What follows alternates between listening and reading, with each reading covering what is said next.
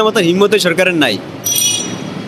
আপনার এই সরকার তো আপনার ওই মানে সব সময় বিগত সময় যত কেয়ারটেকার সরকার আছিল মানে সব সরকারের তো এই সরকার লুজ, স্ট্রং না। মানে দেশ চালাইতে হইলে আরো স্ট্রংলি লাগে।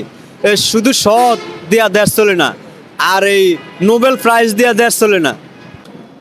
বর্তমানে বাজারের পরিস্থিতি আমরা দিন দিন ধরাছোঁয়ার বাইরে, আর এখন যা আছে সামনে আরো খারাপ হইব।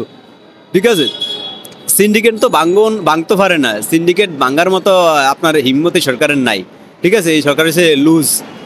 আর এই যে হিসাবে আমাদের কূটনৈতিক সম্পর্ক নষ্ট হয় ভারতের সাথে বা অন্যান্য দেশের সাথে, ওই হিসাবে আমাকে সামনে মনে হয় আরও স্পষ্ট দেখা যায় যে আমাদের দেশে দুর্ভিক্ষ লাগানোর সম্ভাবনা আছে। ঠিক আছে, এই হলো পরিস্থিতি। তবে দিন দিন দেশ আমরা নরকের দিকেই যায় আমাদের দেশ, এইটাই সত্য। এরপরে বাইরের কোনো সত্য নেই। হিম্মতি সরকারের নাই। আপনার এই সরকার তো আপনার ওই মানে সব সময় বিগত সময় যত কেয়ারটেকার সরকার আছিল মানে সব সরকারের তো এই সরকার লুজ, স্ট্রং না। মানে দেশ চালাইতে হইলে আরো স্ট্রংলি লাগে।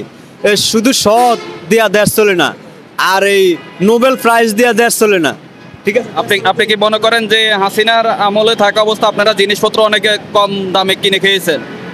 হ্যাঁ অবশ্যই, দেশ একটা কন্ট্রোলের মধ্যে আসিল ভাই বিগত সময়ে।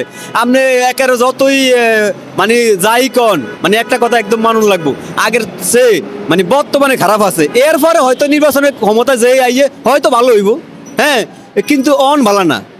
এটা আপনি আমাকে বুঝে দিতে পারবেন না, আমরা স্পষ্ট দিই অন ভালো। সামনে যদি নির্বাচন হয় আপনি কাকে ভোট দিবেন? আমি ভোট কারে দেবো আমি নিজে জানি না, ওই সময় সিলেক্ট করুন কারে দেবো সময়।